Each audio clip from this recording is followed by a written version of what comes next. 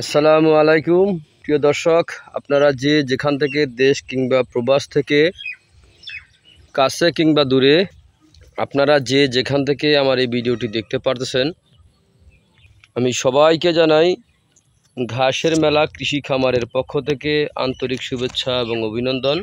এই যে আমার সামনে যে ঘাসটা দেখতে পারতেছেন, এই ঘাসটার নাম হচ্ছে আমেরিকান গুয়াতিমালা হাইব্রিড ঘাস। এই ঘাসটা পাতা হয়ে থাকে, প্রচুর পরিমাণে পাতা হয়ে থাকে। দেখেন পাতা, এক একটা পাতা কিন্তু অনেক বড় হয়ে থাকে, দেখতে পারতেছেন আপনারা। এই ঘাসের একটি ঝোপায় 40 থেকে 50 কেজি, তারও বেশিও হয় ঘাস।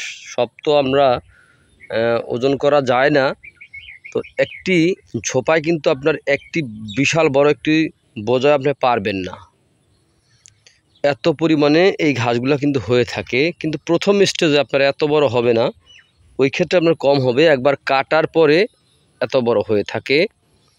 এই আমেরিকান গুয়াতিমালা হাইব্রিড ঘাস, এই ঘাসটায় প্রচুর পরিমাণে ক্যালসিয়াম রয়েছে।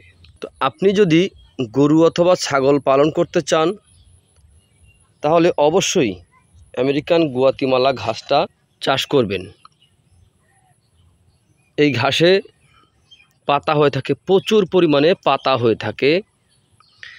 তো প্রিয় বন্ধুরা, এই ঘাসটা যখন খাবে, গরু খায়, তখন গরুর মুখের দুই পাশ দিয়ে আমরা যেটাকে মুখের গালি বলি, ওই গালি বেয়ে বেয়ে রস টপ টপ করে পড়ে। এর কারণ হচ্ছে এই ঘাসটায় প্রচুর পরিমাণে ক্যালসিয়াম রয়েছে। অ্যালোভেরা জেলের মতো দেখতে দেখা যায়, অ্যালোভেরা জেল যেরকম, এরকম পিছলি একটা পদার্থ এই খাওয়ার সময় গরুর মুখের দুই পাশ দিয়ে বের হয়ে যায়, এত পরিমাণ হয়ে থাকে জেলটা।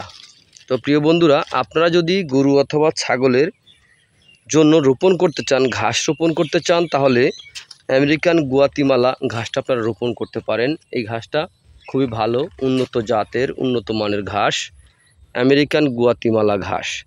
তো প্রিয় বন্ধুরা, আপনারা যে যেখান থেকে দেশ কিংবা প্রবাস থেকে কাছে কিংবা দূরে আপনারা যেখান থেকে আমার এই ভিডিওটি দেখতে পারতেছেন, আমি সবাইকে বলবো, যদি আমার ভিডিওটি ভালো লেগে থাকে তাহলে আমার চ্যানেলটিকে সাবস্ক্রাইব করবেন, বেশি বেশি করে শেয়ার করবেন। তো সকলে ভালো থাকবেন, সুস্থ থাকবেন। আল্লাহ হাফেজ।